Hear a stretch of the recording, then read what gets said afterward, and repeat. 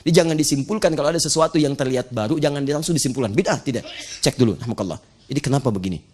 Apa turunannya? Kalau nggak ada 4 ini, ini bid'ah. Dan dakwahi dengan cara yang lembut.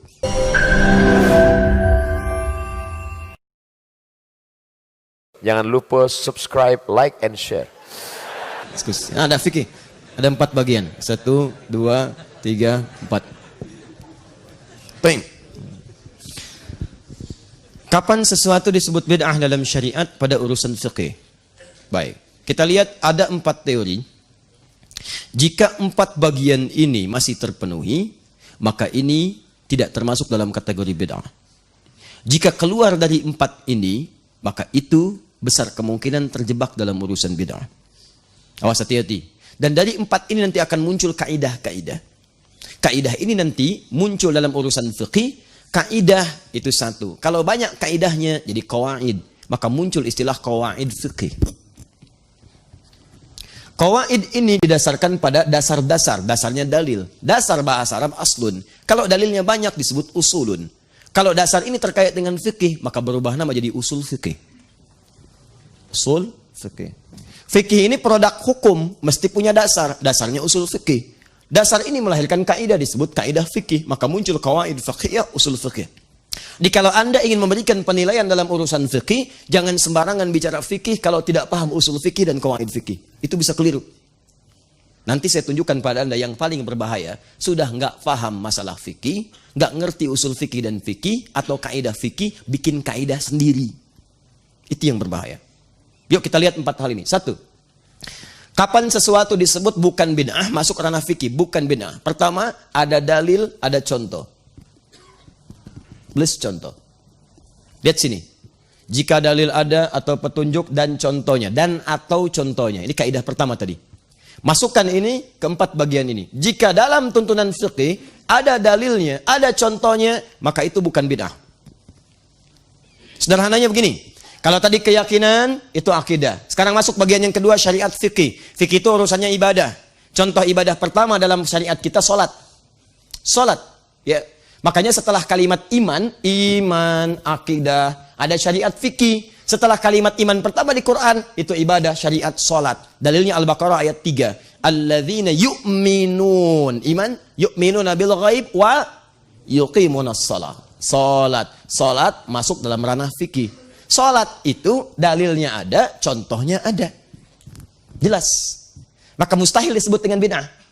Makanya kalau sudah ada dalil, ada contoh, Anda tidak boleh keluar dari dalil dan contoh itu. Saking jelasnya contohnya, sampai Nabi mengatakan di Al-Bukhari nomor hadis 651, "Shallu kama ra'aitumuni usolli." Sholatlah kalian persis seperti melihat saya sholat. Karena dalilnya ada, contohnya ada. Paham? Maka ketika Anda keluar dari contoh ini, dari dalil ini menunjukkan ada sesuatu yang keliru. Itu yang disebut dengan bid'ah.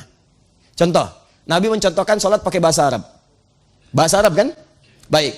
Tidak pernah kemudian sahabat. Bahkan sahabat ada yang berdakwah sampai ke terus keluar. Ada yang ke Yaman, ada yang kemudian ke Afrika Utara, Amr bin As tuh, ya, dari Mesir, Libya, Tunisia, Maroko, Aljazair sampai ke Syam di ujungnya. Baik. Sampai kemudian terusan generasi setelahnya ada yang ke Spanyol, Andalusia. Apa Anda kira di Spanyol bahasanya bahasa Arab? Bukan. Bahasa Spanyol. Tapi ketika sholat pakai bahasa Arab. Silahkan cek. Ke Afrika sholat pakai bahasa Arab. Sejak zaman Nabi dan seterusnya. Sholat tidak berubah. Karena contohnya jelas, dalilnya jelas. Allahu Akbar. Jelas. Paham? Jadi kalau kemudian ada yang kreatif mengubah itu semua dengan bahasa yang lain, maka dia keluar dari ini. Itu bid'ah. Bahaya dan tidak akan nyaman kedengarannya. Tidak akan nyaman. Jadi ada bahasa dalam ibadah, bahkan ada kalimat-kalimat yang harus disampaikan seperti itu. Ya seperti sholat, Allahu Akbar, nggak boleh berkreasi. Orang Jawa Barat mengatakan, Allahu Agung, Allahu Agung, Allahu Agung. Ya, orang Betawi mengatakan, Tuhan gua gede. Ya, semua, tidak ada maknanya. Ya, sama ada kalimat seperti adzan. Adzan pun nggak boleh dirubah. Di Turki ada adzan pakai bahasa Turki, yang lain ada. Tidak ada getaran pada jiwa karena kalimat itu tidak bisa dirubah, nggak bisa. Ada yang bisa diterjemahkan, tapi nggak bisa kalimatnya dirubah juga, seperti nama-nama surat dalam Quran. Jadi kalau Anda bacakan terjemahannya nggak akan enak rasanya. Lagi baca apa? Surat semut. Oh, situ apa? Lebah. Nggak enak. Bedakan an-nahl, an-naml. Lain. Ya, ngapain? Murojaah. Surat apa? Sapi. Oh, rasanya nggak enak. Al-Baqarah enak. Tapi begitu Anda sebutkan terjemahannya nggak akan nyaman. Ada hal tertentu yang memang ukurannya mesti seperti itu, nggak bisa diterjemahkan. Paham ya? Nah, ini pertama, dalil jelas, contoh jelas. Maka Anda pelajari, jangan-jangan sholatnya tidak pernah tahu dalilnya, contohnya pun tidak maksimal. Dua, ada dalilnya, ada contohnya, tapi sementara. Sementara dicontohkan oleh Nabi. Dalilnya masih ada, contohnya sementara. Ada yang menduga Nabi tidak melakukannya lagi, ada yang menduga Nabi pernah mengerjakannya kembali. Contoh paling gampang, kunut dalam sholat subuh. Dalilnya ada. Semua sepakat bahwa dalilnya ada. Cuman dalam memahami dalil itu yang berbeda-beda. Silakan cek 4 mazhab sepakat dalilnya ada tentang kunut. Ada. Bahkan bacaannya ada. Allahumma hdina fiman hadait, ya, wa afina fiman afid, ada. Cuma ulama berbeda pendapat memahaminya. Bagaimana cara menerapkan dalil itu? Tiga menyepakati. Boleh digunakan. Yang 2 sepakat dalam sholat subuh, pakai. Karena dari hadis riwayat Ibnu Umar, Nabi pernah meneruskannya. Maka Imam Asy-Syafi'i memilih kemudian kunut jahar ba'da ruku. Imam Malik memilih kemudian kunut. Kunutnya kapan? Silent. Sebelum ruku. Imam Ahmad memilih kunut dalam nazilah saja. Nazilah, jika ada peristiwa penting yang butuh doa. Imam Abu Hanifah memilih tidak kunut subuh. Tidak sama sekali dikerjakan. Karena melihat bahwa peristiwa kunut itu menunjukkan kesan bahwa tidak ada syariat kunut sebelumnya. Karena asalnya Nabi kedatangan utusan dari Bi'ar Ma'unah, distrik Bi'ar Ma'unah, mengatakan kami semua masuk Islam. Tolong kirimkan kami pengajar untuk mengajarkan masyarakat. Dikirim 70 penghafal Quran. Ternyata pada saat itu, Nabi kemudian setelah itu menunaikan sholat. Banyak riwayat sholatnya apa? Ada yang mengatakan subuh, ada yang mengatakan maghrib. Tiba-tiba datang malaikat menyampaikan, Muhammad, mereka mengelabui engkau. Semua sahabat itu mereka siksa dan eksekusi di Bir Maunah. Maka saat itulah Nabi mengatakan, keluar doa, Allahumma al'an kadha, Allahumma adzibhum. Ya Allah tolong hukum si A, hukum si B, dan seterusnya sebagainya. Tapi turunlah kemudian Quran surah ketiga ayat 128. Laisa laka minal amri syai'un aw yatuba 'alaihim wa yu'adzibahum fa innahum zalimun. Muhammad, jangan cepat marah. Ini masih awal risalah dakwah. Kalau dari awal-awal sudah minta mengazab, menghukum dan sebagainya, maka umatmu tidak akan ada yang bertahan nantinya. Ini ujian. Maka Allah katakan, yang berhak menghukum, memberi hidayah hanya aku. Berikan isyarat untuk memberikan yang baik-baik. Di awal risalah, Nabi dilatih oleh Allah untuk bersabar. Mudah bagi Allah menginfokan Muhammad SAW, jangan biarkan mereka pergi, engkau sedang ditipu. Seperti Nabi diberikan wahyu saat Abdullah bin Ubay bin Salul ingin mengelabui Nabi. Tapi kenapa itu semua tidak terjadi? Karena Allah berkehendak memberikan pelajaran terbesar untuk di masa yang akan datang. Penghafal Quran sudah hafal Quran, amalnya banyak, ajalnya tidak akan berubah. Dalam cara apapun meninggal juga. Kita tidak bisa memilih. Maka ketika meninggal sudah sempurna amalannya. Yang belum jelas kalian yang hidup. Maka dari situ ketika ada pelajaran itu Nabi merubah doanya menjadi Allahumma hdina fiman hadait wa afina fiman afait. Diajarkan kepada Al-Hasan dengan Ibnu Umar. Setelah itu apa yang terjadi? Kata Al-Hasan dan Ibnu Umar, Nabi kadang mempraktikkan. Kata Anas, Nabi tidak pernah mempraktikkan. Maka ulama terbagi pada 3 bagian tadi. Ya, Abu Hanifah menyimpulkan, karena sebelumnya tidak ada doa itu, kemudian setelah kejadian juga Nabi tidak membaca lagi, maka saya memilih untuk tidak kunut. Imam Syafi'i mengatakan, ketika Nabi kemudian mengajarkan doanya, dan dipraktekkan kemudian oleh sahabat, walaupun ada yang tidak mempraktekannya, berarti kalau mempraktekkan masih boleh. Dan Nabi tidak melarangnya. Kalau itu salah, Nabi akan larang, tapi tidak dilarang oleh Nabi. Bahkan kata Ibnu Umar, sesekali Nabi mempraktekkan itu semua. Prinsip dalam mazhab Asy-Syafi'i, sepanjang ada pahala lebih banyak, lebih baik diambil daripada tidak sama sekali. Saya kunut, begitu kunut ada pahalanya, daripada enggak mendingan saya baca. Imam Malik memilih sir bacaannya. Nah, Imam Ahmad bin Hanbal menengahi itu semua. Nabi itu kan sebelumnya tidak kunut, ada kejadian baru kunut. Setelah itu riwayat tidak menyebutkan lagi, walaupun ada yang menyebutkan seketika, sesekali. Maka saya memilih sesuai dengan riwayatnya. Kalau ada kejadian yang butuh doa, baru saya kunut di situ. Tapi semua sepakat menetapkan bahwa dalil tentang itu ada semua. Dalilnya ada, contohnya ada, bersifat sementara. Maka dari itu 4 ulama besar ini, imam salaf, ulama besar, hafal Quran, ahli fiqih, hafal banyak hadis. Mereka sepakat tentang dalil kunut dan mereka berbeda tentang pengamalannya, tapi tidak pernah membid'ahkan satu dengan yang lainnya. Jadi kalau masih ada dalil, contoh walaupun sementara, itu artinya masih boleh dikerjakan. Dan tidak boleh kita menyebutkan bid'ah. Siapa yang mau menyebut Imam Syafi'i bid'ah? Ayo angkat tangan. Saya pulang. Mungkin lebih baik Anda dibanding beliau. Siapa yang mau nyebut Imam Malik bid'ah? Imam ahli Madinah. Ahli Madinah. Fatwanya didengar dan sebagainya. Imam-imam mulia. Maka keterlaluan kalau saya katakan kalau ada orang sekarang mengatakan kunut bid'ah. Ya, bid'ah. Jangan sholat di belakang orang kunut. Terus bagaimana kalau saya sudah ada di masjid, imamnya kunut? Kamu jangan jawab, diam saja. Masya Allah, saya katakan tadi malam, yang seperti itu melanggar banyak hal sekaligus. Melanggar banyak hal. Pertama, tidak konsisten dengan teorinya. Katanya bid'ah itu sesat. Bagaimana bisa sholat di belakang orang sesat? Kok bisa sesat ditoleransi? Oh, yang sesat itu cuma kunut ya, jadi pas saat kunut jangan ikuti. Allahumma hdina fiman hadait, bid'ah. Wa afina fiman afait, bid'ah. Tidak. Yang kedua, dia melanggar ketentuan kalimat Nabi, innama ju'ilal imamu liyutamma bihi. Imam itu dijadikan untuk diikuti. Kalau imam ruku, Anda ruku. Imam sujud, Anda sujud. Nggak ada ceritanya, imam sujud, Anda ruku. Jadi kalau imam kunut, Anda ikut kunut. Mengaminkan, kunutnya makmum mengaminkan. Masalah angkat tangan atau tidak pilihan Anda. Allahumma hdina fiman hadait, amin. Begini boleh. Allahumma hdina fiman hadait, amin. Tidak ada masalah.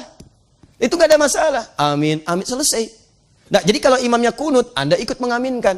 Kalau imam tidak kunut, Anda pun nggak usah kunut. Betul. Imam sudah sujud. Allahumma hdina fiman hadait. Aja udah. Dan yang paling unik kadang-kadang imam sudah salam dia sujud sahwi. Gak usah. Saya tuh bingung, saya pernah tugas di Mekah. Kalau di Mekah semua kompak. Yang kunut, yang gak kunut itu tidak pernah menyalahi imam. Tidak pernah kok. Ya begitu Allahu Akbar subuh, sami Allahu liman hamidah, Allahu Akbar sujud, gak ada. Dan gak ada istilah yang lain, ormas gak dibawa-bawa dan sebagainya. Bisa ngikut. Kenapa saat pulang ke Indonesia ramai lagi? Cek. Nah, 3. Saya agak cepat ya, mohon izin. Kita sampai jam berapa hari ini? Oh, silahkan bebas ya. Yang pasti saya sudah ikat Pak Gubernur di sini. Jadi insya Allah nggak kemana-mana ya. 3. Agak cepat. Ada dalilnya. Dalil ada, tapi tidak ada contoh. Ini yang sering salah paham. Dalil ada, contoh tidak ada. Bid'ah bukan? Yang bilang bid'ah angkat tangan. Allahu a'lam. Baik. Bukan Allahu a'lam, ada ya, ada artinya. Ada artinya. Lihat sini. Karena ini sekarang sering muncul istilah kalau tidak ada contoh itu bid'ah. Enggak ada contoh itu bid'ah. Padahal banyak dalil yang Nabi belum tentu mencontohkannya. Kenapa Nabi tidak mencontohkan langsung? Karena boleh jadi hal yang dimaksudkan teman-teman sekalian tidak sama, tidak cocok antara apa yang Nabi kemudian rasakan dengan yang umat akan jalani. Seleranya bisa beda, bisa lain. Contoh, dob, daging dob yang mirip dengan biawak penampakannya. Ya. Tapi dob, beda antara biawak dengan dob, ini lain. Di padang pasir. Khalid bin Walid itu tiba-tiba dengan Nabi berjalan dalam satu ekspedisi militer. Kemudian setelah itu beliau menombak dob. Ditombak, dibakar, dihidangkan pada Nabi. Begitu dihidangkan, Nabi tidak makan. Diam aja. Nah, Khalid sangat pintar sekali. Beliau ingin memastikan hukum ini. Apakah ini memang dilarang atau tidak? Maka beliau ngambil dimakan, ternyata Nabi diamkan. Nah, dalam hukum usul fiqih ada yang disebut dengan takrir. Takrir itu ketetapan Nabi pada sesuatu yang tidak beliau melarang, tidak juga mengiyakan. Ini menandakan itu boleh dilakukan. Sebab kalau dilarang, itu seketika Nabi akan katakan jangan makan, itu haram. Tapi ketika Nabi diamkan makan di hadapan Nabi, dibenarkan oleh Nabi, sekalipun Nabi tidak makan untuk mencontohkannya. Kata para ulama hadis, kalau itu memang boleh, kenapa Nabi nggak makan? Persoalannya Nabi nggak selera makan dob. Kalau ada kambing, kenapa makan dob? Kalau ada ayam, kenapa makan dob? Terus kenapa Khalid makan? Persoalannya Khalid itu jenderal perang. Lebih banyak di lapangan dibandingkan dengan di tempat-tempat masyarakat. Kalau suasana perang, itu jarang menemukan kambing guling. Kambing guling, kambing bakar, kambing terlentang, nggak ada. Repot menemukannya. Kalau tidak tahu mana yang mau dimakan, mana yang tidak, bisa kelaparan. Dan ini nanti petunjuk bisa digunakan oleh pasukan-pasukan kita di masa yang akan datang. Tentara Muslim, pasukan khas kita. Misalnya ada Kopassus, ada Paskas, ada Denjakannya, macam-macam keluar. Gerilya, perang gerilya. Dan kalau tidak tahu hukum seperti itu, bingung nanti. Mau makan, takut haram. Mau makan, takut haram. Kata musuhnya, gak usah ditembak, tar mati sendiri, lapar. Repot. Nah, jadi tidak setiap yang tidak dicontohkan itu bid'ah, tidak. Kalau ada dalil itu masih boleh. Masih boleh. Yang keempat, contoh sudah tidak ada. Dalilnya samar. Dalilnya samar. Contoh sudah nggak ada sama sekali. Dalilnya samar, nggak kelihatan langsung ada. Bukan tidak ada, tapi harus mencari dulu berliku baru ketemu. Oh, ini maksudnya. Bahkan harus menemukan cara untuk mencari dalil itu. Pencariannya bisa menganalogikan apa yang disebut dengan kias namanya. Dianalogikan dengan dalil yang sudah ada untuk menemukan hukum yang belum ada. Contoh, sering saya sampaikan. Kang Emil, zakat pakai apa? Zakat pakai apa? Kalau misalnya zakat fitri kemarin Ramadan pakai apa? Pakai uang dan beras. Pakai beras ya, kayak uang. Baik. Pernah Nabi zakat pakai beras? Enggak ada. Bid'ah.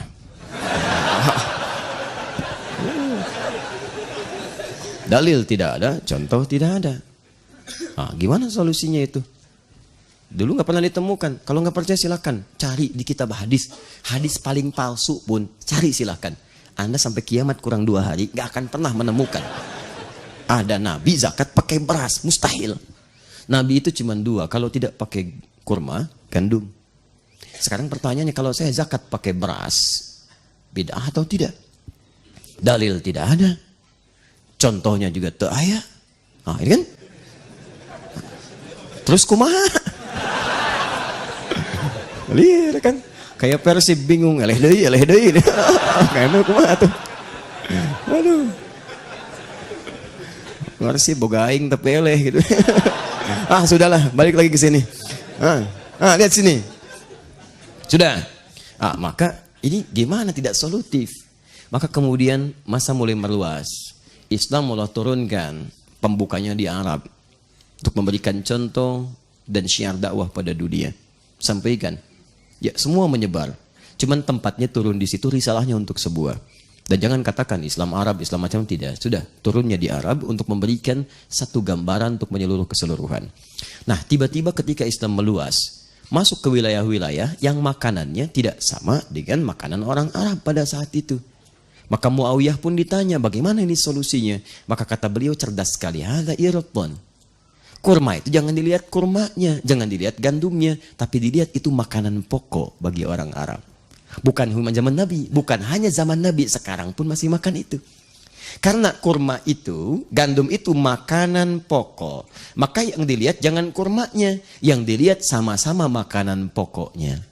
Jadi kalau di satu tempat makanan pokoknya bukan gandum, bukan kurma, maka boleh dia digunakan sebagai bagian dari zakat. Kang Emil apa makanan pokoknya? Saya mah nasi. Tuh. Ya. Nasi. Karena beras itu makanan pokok bagi hewan yang bertembolok. Ayam, bebek itu beras ya. Kita nasi. Cuma memang bahan nasi dari beras. Nah, ini. Dia. Baik. Sudah. Kang Emil puntenlah mumpung belum dilantik ya. Kalau sudah susah lagi saya begitu. Ya. Dia tuh udah sering kali ingin ketemu di dulu dan sebagainya. Alhamdulillah ini Allah berikan kesempatannya. Kita doakan terus, mudah-mudahan istiqomah ya. Istiqomah sudah punya, namanya si cinta. Istiqomah yang belum ada, ya. Sudah mudahan mendekatkan cinta Allah Subhanahu wa taala. Itu yang paling abadi. Dah, sini. Beras. Karena ini beras sama-sama makanan pokok, maka bolehlah kemudian ulama sepakat zakat menggunakan beras. Metode ini disebut dengan qiyas. Ini bagian dari dalil. Dalil langsung tidak ada, contoh langsung tidak ada. Maka tidak setiap yang tidak ada contoh, jangan dulu disebut bid'ah. Setiap belum ketemu dalil, jangan disimpulkan bid'ah. Mungkin Anda yang kurang dalam mendalaminya. Cari. Kalau tidak ada qiyasnya, berarti sudah. Jangan dikias-kiaskan. Sudah, ya. Jangan dikias-kiaskan. Kalau memang sudah kita ketemu, tidak ada. Sudah. Saya kiasnya seperti ini tuh, kayak megang pedang. Ya, misalkan megang pedang, pakai kanan dulu, begini sarungkan. Itu bukan kias. Kias itu harus sama. Ya, awas hati-hati. Al-qiyasu ma'al fariq batil. Mengiaskan sesuatu, menganalogikan sesuatu yang tidak sama, itu hukumnya batil, tertolak di sini. Analogi yang tidak sepadan kanan dengan kiri, itu beda. Seperti semalam, ustadz dianalogikan dengan pencuri, itu tidak sama, batil. Ustadz dianalogikan dengan manusia, dengan hewan, itu tidak sama, batil. Paham? Nah, kalau 4 ini ada, maka itu masih masuk dalam tatanan yang dikategorikan boleh ditunaikan dalam syariat. Keluar dari sini semua, itu yang disebut dengan bid'ah. Paham sampai sini? Nah, jadi tidak perlu membuat kaidah-kaidah baru, kaidah sudah ada. Nah, ini kadang-kadang untuk mempertahankan amalannya, supaya jamaah tetap di situ dan tidak pindah kepada yang lain, atau bahkan mendapatkan pengetahuan pindah sih enggak sebetulnya. Cuman kadang-kadang pengen belajar, ditahan-tahan, bikin kaidah baru. Misal, kalau itu memang baik, dari dulu sudah dicontohkan. Pernah dengar kalimat itu? Wah, itu kalau baik sudah dicontohkan dari dulu, sudah ada contohnya begini. Itu kaidah-kaidah jahiliyah. Tidak ada di fikih. Buka Quran surah ke-46 ayat 11. Lau kana khaira. Awas, awas. Wa qala alladhina kafaru alladhina amanu lau kana khaira la sabaquna ma sabaquna ilaihi. Awas, hati-hati. Kalaulah apa yang kamu bawa Muhammad itu baik, orang jahiliyah itu didakwai oleh Nabi. Kata mereka, kalau yang kamu sampaikan baik, orang tua kami sudah duluan mempraktekkan itu. Sudah ada orang-orang kami yang duluan daripada kamu. Jadi nggak usah dakwahi kami. Kalimat itu dipakai sekarang, dimunculkan dengan kalimat-kalimat. Kalau baik, sudah ada orang tua kami mendahului itu. Sudah ada generasi dulu menyampaikan itu. Padahal ada nanti dalam kehidupan itu terkait hal-hal yang bersifat muamalah. Bahkan ada yang masuk nanti dalam ranah ibadah yang tidak terjadi situasinya di masa dulu sehingga orang dulu tidak mampu mengerjakan itu. Bukan karena tidak bisa, karena situasinya tidak menghadirkan alasan untuk mengerjakan itu. Bukan orang dulu nggak bisa zakat pakai beras. Tapi kalau mau beras harus ke Nusantara dulu. Datang pakai kapal macam-macam. Sekarang enak ada pesawat. Orang dulu aja berapa puluh tahun ke belakang haji pakai kapal. Datang pulang 6 bulan udah lupa orang tuh. Ya, datang baru kemudian. Sekarang enak berapa jam bolak-balik. Nah, dulu tuh seperti itu gambarannya. Jadi jangan disimpulkan kalau ada sesuatu yang terlihat baru, jangan langsung disimpulkan. Bid'ah, tidak. Cek dulu, rahmakallah. Ini kenapa begini? Apa turunannya? Kalau nggak ada 4 ini, ini bid'ah. Dan dakwahi dengan cara yang lembut, dengan cara yang baik, supaya dia kembali pada nilai-nilai kebaikan. Jelas?